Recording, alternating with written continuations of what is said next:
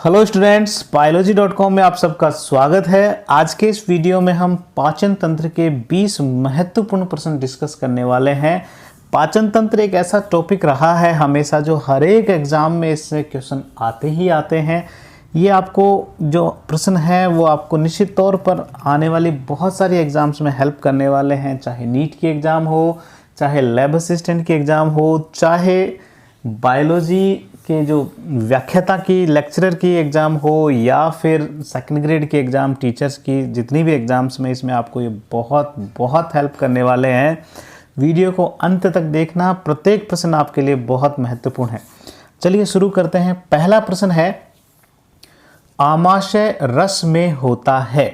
आपको बताना है कि आमाशय रस में कौन कौन से कारक या एंजाइम मौजूद हैं। पहला ऑप्शन है पेप्सिन, लाइपेज और रेनिन। दूसरा है ट्रिप्सिन, लाइपेज और रेनिन। तीसरा है ट्रिप्सिन, पेप्सिन और लाइपेज। चौथा है ट्रिप्सिन, पेप्सिन और रेनिन।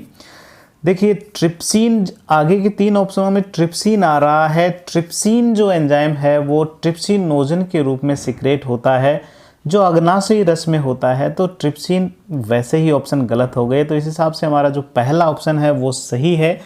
पेप्सिन भी आमाशय से ही सिक्रेट होता है, लाइपेज भी और रेनिन भी। लाइपेज और रेनिन बहुत कम मात्रा में आमाशय रस में होता है, लेकिन आमाशय रस में ये होते हैं।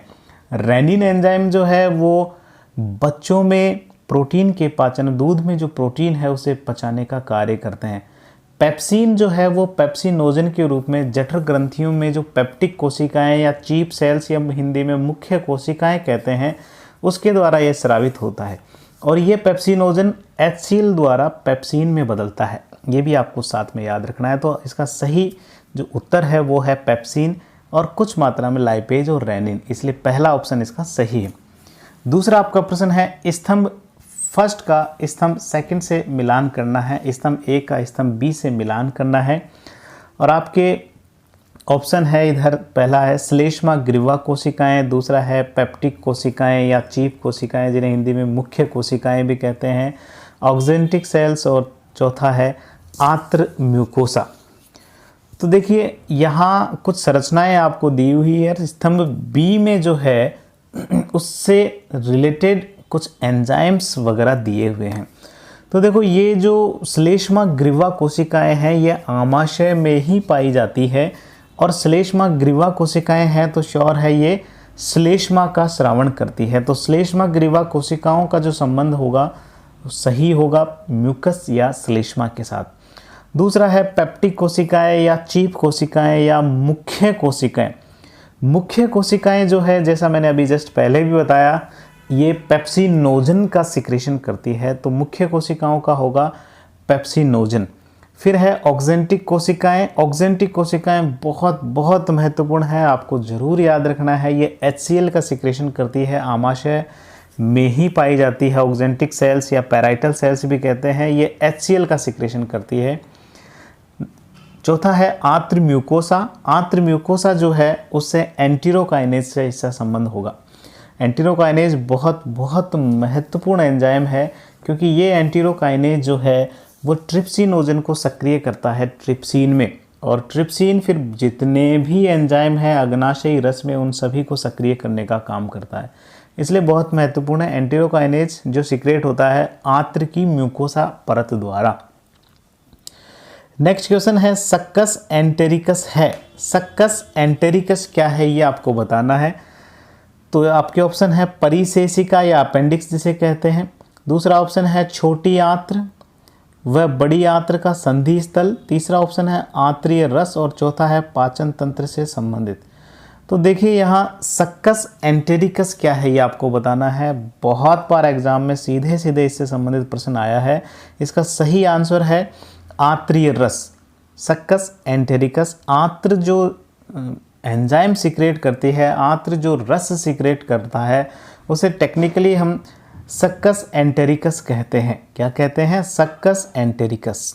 नेक्स्ट चौथा क्वेश्चन है, स्तंभ ए का स्तंभ बी से मिलान कीजिए। यहाँ स्तंभ ए में आपको कुछ संरचनाएं वगैरह दी हुई है, कुछ कारक दिए हुए हैं, और स्तंभ बी में उसका संबंधित संरचनाएं आपको दी हुई है जो आपको बताना है, उससे संबंधित कारक या एंजाइम यहाँ दिए हुए हैं। पहला है यहाँ बिलिरुबिन और बिलिवर्डिन। देखो बिलिरुबिन और बिलिवर्डिन जो है वो पित्त वर्णक होते हैं, पित्त में पाए जाने वाले वर्णक होते हैं। इसी वजह से पित्त का रंग जो है हल्का पीला या हरा रंग होता है, इन्हीं पित्त बिलिरुबिन और बिलिवर्डिन के कारण। बिलिरुबिन और बिलिवर्डिन जो बनते हैं वास्तव में वो हीमोग्लोबिन के पाचन से बनते हैं। तो इसका जो सही संबंध होगा बिलिरुबिन और बिलिवर्डिन का पित्त से होगा। दूसरा स्टार्च का जल अपघटन। तो स्टार्च का जल अपघटन हमारी मुख गुहा में ही होता है और कौन से एंजाइम द्वारा होता है? एमाइलेज द्वारा। तो स्टार्च का जल अपघटन का संबंध होगा एमाइलेज से। नेक्स्ट है वसा का पाचन। वसा का पाचन कौन सा एंजाइम करता है? लाइपेज करता है। तो वसा का पाचन का संबंध यहाँ हम लाइपेज से करेंगे। चौथा है लार ग्रंथियाँ, और यहाँ इसका जो संबंध होगा वो पैरोटिड से होगा। देखो मुख गुहा में हमारे 3 जोड़ी लार ग्रंथियाँ पाई जाती है, जिनमें एक जोड़ी यहाँ सामने अपने लिखी हुई है पैरोटिड, जिसे हिंदी में कर्ण पूर्व ग्रंथियाँ भी कहते हैं। तो यहाँ लार ग्रंथि का संबंध हो गया पैरोटिड से, क्योंकि पैरोटिड एक लार ग्रंथि ही है जो हमारे गाल में पाई जाती है। कर्ण पूर्व इसलिए कहते हैं क्योंकि गाल जो है कान का निचला हिस्सा ही होता है। तो कर्ण पूर्व, कर्ण से पूर्व पहले ये ग्रंथि पाई जाती है। नेक्स्ट क्वेश्चन है एक वयस्क व्यक्ति का दंत सूत्र क्या होता है? एक वयस्क व्यक्ति का दंत सूत्र क्या होता है? तो इसका जो सही उत्तर होगा वो होगा स 21-23/21-23। ये आपको याद रखना है, बहुत महत्वपूर्ण है। बहुत बार एग्जाम में सीधे सीधे ही आपसे ये पूछा जाता है।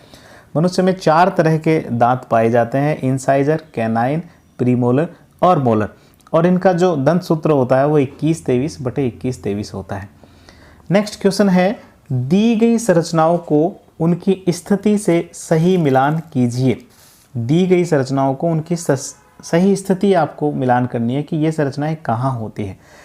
पहला है यहाँ लिबर कुहन की दरारें। देखो लिबर कुहन की जो दरारें हैं वो पाई जाती है छोटी आंत्र में, तो इसका जो मिलान होगा वो तीसरे छोटी आंत से होगा। दूसरा है ग्लिसन्स कैप्सूल। ग्लिसन्स कैप्सूल हमने लीवर पढ़ा है, यकृत पढ़ा है, उसमें अच्छी तरीके से पढ़ा है। अगर आपने वो वीडियो नहीं देखा है तो नीचे मैं आपको डिस्क्रिप्शन में उसका लिंक दे दूंगा, आपको वहाँ जाकर इसे पढ़ना है, वहाँ आपको मिल जाएगा। यकृत बहुत डिटेल से हमने अच्छी तरीके से पढ़ा है। तो ग्लिसन्स कैप्सूल्स जो है वो यकृत में पाए जाते हैं। नेक्स्ट है लैंगरहैंस की द्वीपिकाएँ। तो लैंगरहैंस की द्वीपिकाएँ किस में पाई जाती है? ये पाई जाती है अग्नाशय में। तो इसका जो रिलेशन होगा, ये जो संबंध होगा वो अग्नाशय से है। लैंगरहैंस की द्वीपिकाएँ वास्तव में अग्नाशय में पाई जाने वाले अंतःस्रावी कोशिकाएँ हैं, जिसका एक हार्मोन आपको ज़रूर याद रखना है, इंसुलिन, बहुत महत्वपूर्ण है। चौथा है ब्रूनर्स ग्रंथियाँ। तो देखो ब्रूनर ग्रंथियाँ पाई जाती है ग्रहणी में पाई जाती है, डिडोनियम में ये पाई जाती है। तो इसका डी का मिलान होगा सेकंड से ग्रहणी से। नेक्स्ट क्वेश्चन है आंत्र म्यूकोसा द्वारा स्त्रावित एंटेरोकाइनेज का क्या कार्य है? आंत्र की म्यूकोसा सिक्रेट करती है एंटेरोकाइनेज, और इसका कार्य आपको यहाँ बताना है।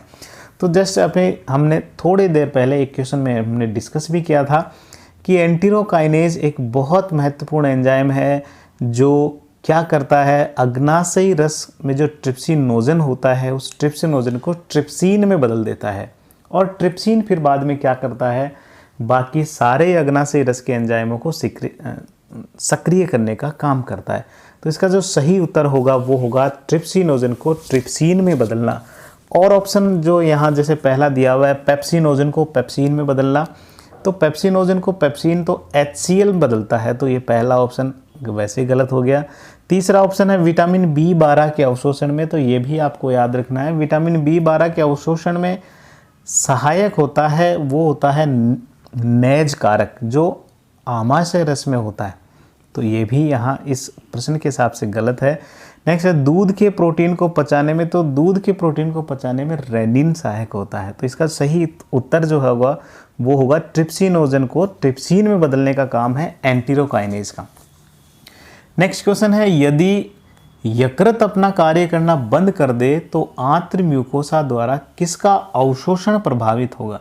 तो देखो लीवर क्या कार्य कर रहा है, यकृत क्या कार्य कर रहा है, ये पित्त का श्रावण करता है, और पित्त जो है वो हमारे आंत्र में जाकर ग्रहणी में ये सिक्रेट होता है और जो हमारी जो वसाएं हैं उस वसाओं का ये इमल्सीकरण करने का काम करता है। तो वसा के पाचन में सहायता करता है पित्त, और सिक्रेट वो कहाँ से होता है? यकृत से। तो अगर यकृत ने अपना काम करना बंद कर दिया तो श्योर है क्या होगा? वसा का पाचन नहीं होगा, और वसा का पाचन नहीं होगा तो वसा का अवशोषण भी नहीं होगा। तो प्रभावित कौन सा हो रहा है? वसा हो रहा है। तो इसका सही उत्तर होगा वसा। नेक्स्ट है भिन्न को छाटिए। नेक्स्ट क्वेश्चन जो है उसमें आपको भिन्न जो है इन चार में से एक अलग है उसको आपको छाटना है। इसके ऑप्शन है trypsinogen, nuclease, pro carboxy peptidase और एंटीरोकाइनेज। कुल मिला के आपको भिन्न इस तरीके से छाटना है कि इसमें कुछ एंजाइम जो है वो सब एक जगह से ही सिक्रेट होंगे, एक ऐसा होगा जो कहीं और से सिक्रेट हो रहा है, वो भिन्न हो जाएगा, उसको छाटना है। तो हमें पता ये करना है कि कौन सा एंजाइम कहाँ से सिक्रेट होता है।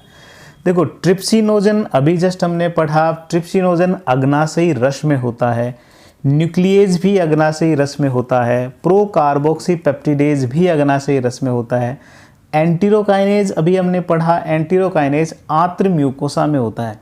तो ट्रिप्सिनोजन, न्यूक्लिएज और प्रो कार्बोक्सी पेप्टिडेज ये एक ही प्रकार के हैं क्योंकि अग्नाशयी रस में होते हैं। एंटीरोकाइनेज आंत से सिक्रेट होता है तो ये भिन्न हो गया। तो इसका सही उत्तर होगा चौथा एंटीरोकाइनेज। नेक्स्ट क्वेश्चन है लार में कौन सा एंजाइम पाया जाता है? आपके ऑप्शन है टाइलिन, पेप्सिन, HCl या रेनिन। तो बहुत बार जनरल साइंस में ये क्वेश्चन आया हुआ है और आता रहेगा, निश्चित तौर पर बहुत महत्वपूर्ण प्रश्न ये है, लार में कौन सा एंजाइम होता है? तो लार में एंजाइम जो है वो होता है, पहला इसका सही उत्तर है टाइलिन, जिसे एमाइलेज भी कहते हैं। तो लार में कौन सा एंजाइम है? टाइलिन, जिसे हम एमाइलेज भी कह रहे हैं। पेप्सिन जो हमने पढ़ा था, अभी पढ़ा, आमाशय में ये होता है, रेनिन भी आमाशय में होता है, और HCl जो है वो भी आमाशय में होता है। तो इसका सही उत्तर है टाइलिन या एमाइलेज। नेक्स्ट 11वां प्रश्न है यकृत की संरचनात्मक एवं क्रियात्मक इकाई है। यकृत की संरचनात्मक और क्रियात्मक इकाई आपको बतानी है। आपके ऑप्शन है यकृत पालिकाएं, दूसरा है यकृत पालिया, तीसरा है ग्लिसन्स कैप्सूल, चौथा है लैंगरहैंस की द्वीपिकाएं। तो देखो यहाँ जो सही उत्तर है वो है यकृत पालिकाएं। लीवर लोब्यूल्स जो होती है, हिपेटिक लोब्यूल्स जो होती है, वो यकृत की संरचनात्मक और क्रियात्मक इकाई है।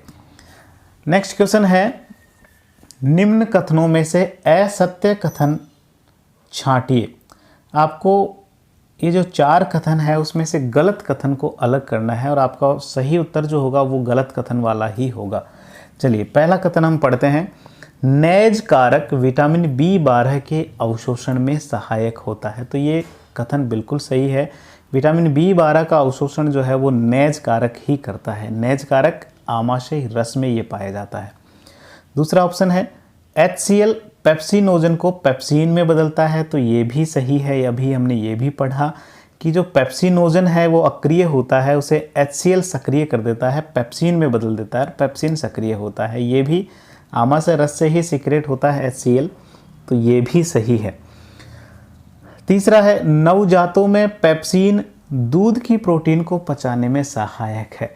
यह जो ऑप्शन है यह गलत है, असत्य है। क्यों? क्योंकि नवजात जो होते हैं उनमें पेप्सिन नहीं बल्कि रेनिन एंजाइम होता है जो दूध की प्रोटीन को पचाने में सहायक करता है। तो यहाँ पेप्सिन जो दिया है वो गलत है, यहाँ होता है रेनिन। तो हमारा जो सही उत्तर होगा यही होगा कि नवजातों में पेप्सिन दूध की प्रोटीन को पचाने में सहायक, क्योंकि ये असत्य है, यहाँ रेनिन जो है वो ये कार्य करता है। चौथा ऑप्शन है एंटीरोकाइनेज ट्रिप्सिनोजन को ट्रिप्सिन में बदलता है। तो बिल्कुल ये ऑप्शन भी सही है। एंटीरोकाइनेज क्या करता है? जो अग्नाशयी रस में जो ट्रिप्सिनोजन होता है उसको ट्रिप्सिन में बदलता है। नेक्स्ट है 13वां प्रश्न है। यहाँ एक रिएक्शन दी हुई है स्टार्च और उसके ऊपर लिखे हुए A और B, आगे है C कन्वर्ट हो रहा है D की सहायता से ग्लूकोज प्लस ग्लूकोज में, यानी कि ग्लूकोज के 2 अणुओं में। अब आपको बताना है कि इसमें A, B, C और D क्या है। बच्चों आजकल नीट का जो स्टैंडर्ड है उसमें कुछ इस तरह के क्वेश्चंस बनने लग गए हैं। ऐसे प्रश्न जो है केमिस्ट्री में तो बनते ही बनते हैं रिएक्शन से रिलेटेड, लेकिन बायोलॉजी में भी आजकल आपको ऐसे प्रश्न मिलने लगे हैं। तो आपको इसको इस तरह भी पढ़ना है, समझना है, आपको हर तरीके से अपने दिमाग को खोलना है। तो चलिए इसको अपन डिस्कस करते हैं। देखो स्टार्च बदल रहा है, अंत में देखिए ग्लूकोज के 2 अणुओं में। हमने पढ़ा है कि स्टार्च का पाचन मुख्य गुहा में ही प्रारंभ हो जाता है, किसके द्वारा? एमाइलेज के द्वारा। तो स्टार्च जो है वो ए के द्वारा किस में बदलता है? स्टार्च का जब अपघटन होता है, जल अपघटन, तो वो बदलता है माल्टोज में। एक डाइसेक्राइड माल्टोज है, तो यहाँ सी जो होगा वो होगा माल्टोज। ठीक है, तो यहाँ ए हमने देखा एमाइलेज एंजाइम आएगा और सी किस में बदल रहा है? माल्टोज में बदल रहा है। तो ए और सी हमने देख लिया, एमाइलेज और माल्टोज।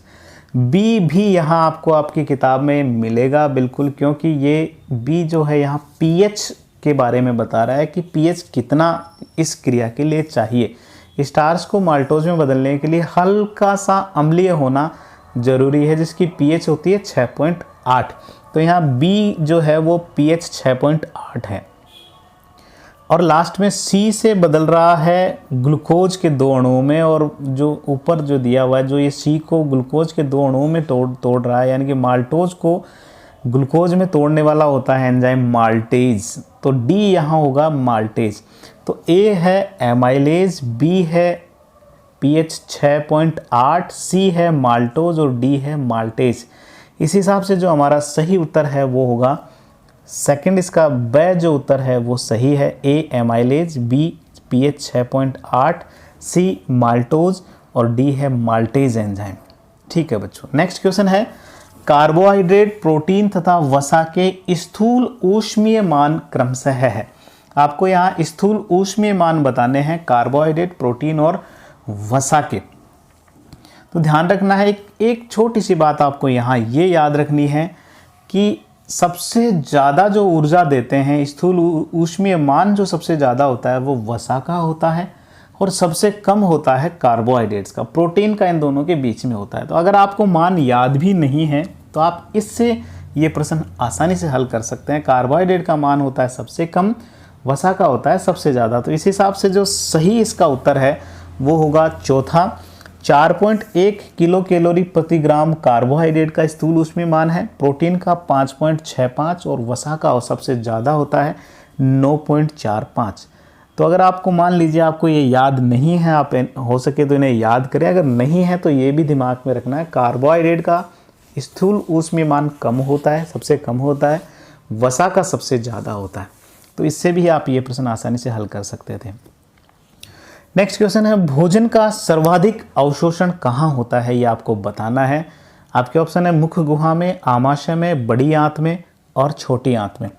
तो इसका जो सही उत्तर होगा वो होगा छोटी आंत में सबसे ज़्यादा अवशोषण होता है और सबसे ज़्यादा पाचन भी यही होता है। तो आपका ऑप्शन सही है चौथा, छोटी आंत में। नेक्स्ट 16वां प्रश्न है आहार नाल की दीवार बाहर से भीतर की ओर क्रमशः किन परतों की बनी होती है। आपको आहार नाल की दीवारें बतानी है। आपके ऑप्शन है पहला सिरोसा, म्यूकोसा, सब म्यूकोसा, वर्तुल पेशियाँ और अनुदैर्ध्य पेशियाँ। तो आहार नाल की जो हमारी दीवार है वो इन्हीं 4 परतों की बनी है। सिरोसा है, म्यूकोसा है, सब म्यूकोसा है और पेशीय स्तर होता है। पेशीय जो स्तर है उसमें 2 तरह की पेशियाँ होती है, वर्तुल पेशियाँ और अनुदैर्ध्य पेशियाँ। लेकिन आपको ये बताना है, क्रम से बताना है, वो भी बाहर से भीतर की ओर, यानी कि सबसे बाहर कौन सी परत है और सबसे भीतर कौन सी परत है। तो इसका जो सही उत्तर है वो सेकंड वाला है। सबसे बाहर परत होती है सिरोसा, उसके बाद में आती है मस्कुलर लेयर, पेशीय स्तर। पेशीय स्तर में बाहर वाली परत होती है अनुदैर्ध्य पेशियाँ, फिर अंदर होती है वर्तुल पेशियाँ, उसके अंदर परत होती है सब म्यूकोसा और सबसे अंदर वाली जो परत होती है वो होती है म्यूकोसा। चलिए नेक्स्ट क्वेश्चन है 17वां जो प्रश्न है, अब तक हमने 16 प्रश्न डिस्कस कर लिए हैं। 17वां जो प्रश्न है वो है जिह्वा मुख्य गुहा के आधार से किस संरचना द्वारा जुड़ी होती है। हमारी जो जीभ है वो मुख्य गुहा के आधार से जुड़ी हुई होती है और संरचना का नाम आपको बताना है। ऑप्शन आपके फंडस, पेपिला, फ्रेनुलम या स्वतंत्र रहती है। तो देखो चौथा ऑप्शन स्वतंत्र रहती है, ये तो गलत है। हमारी जीभ का अगला भाग स्वतंत्र रहता है, पिछला तो जुड़ा ही रहता है। इसके अलावा फंडस जो है वो तो आमाशय की एक संरचना है। पैपिला जीभ पर ही पाई जाती है, जिह्वा पर ही होते हैं, लेकिन ये तो स्वादग्राही संरचनाएं हैं। फ्रेनुलम इसका सही उत्तर होगा। फ्रेनुलम जो है वो जिह्वा का आधार भाग है जो मुख गुहा के आधार से जोड़ने का काम करता है। नेक्स्ट क्वेश्चन है,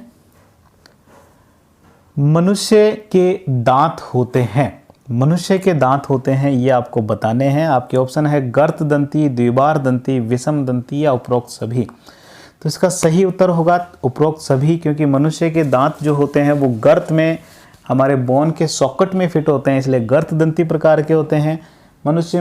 मनुष्य के जीवन में दांत 2 बार आते हैं, एक दूध के दांत जिसे हम कहते हैं वो होते हैं, एक वयस्क में होते हैं, तो द्विबार दंती होते हैं। विषम दंती भी होते हैं क्योंकि हमारे दांत एक ही प्रकार के नहीं होते हैं बल्कि 4 तरह के होते हैं, इंसाइजर, कैनाइन्स, प्रीमोलर और मोलर। नेक्स्ट क्वेश्चन है, अल्कोहल का अवशोषण होता है। यह प्रश्न जो है वो बहुत महत्वपूर्ण है, जो ज़्यादातर को मालूम नहीं होता है। आपके ऑप्शन है मुख गुहा में, आमाशय में, छोटी आंत में या बड़ी आंत में। तो इसका सही उत्तर होगा आमाशय में ही अल्कोहल का अवशोषण होता है। नेक्स्ट क्वेश्चन है, प्रोटीन की कमी से होने वाला रोग।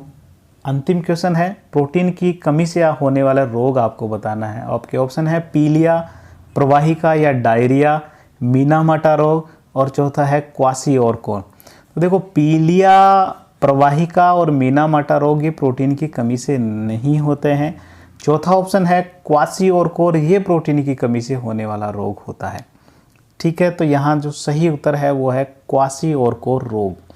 ठीक है बच्चों, तो आज हमने 20 प्रश्न हमने डिस्कस किए हैं जो बहुत महत्वपूर्ण है। हर तरीके से मैंने डाइजेस्टिव सिस्टम या पाचन तंत्र को पूर्णतः इस वीडियो में कवर कर लिया है। सारे प्रश्न बहुत महत्वपूर्ण हैं, इन्हें आपको लिख लेना है, याद कर लेना है और मैं पूरी उम्मीद करता हूँ कि आपके आने वाले एग्जाम में सहायता करने वाले हैं।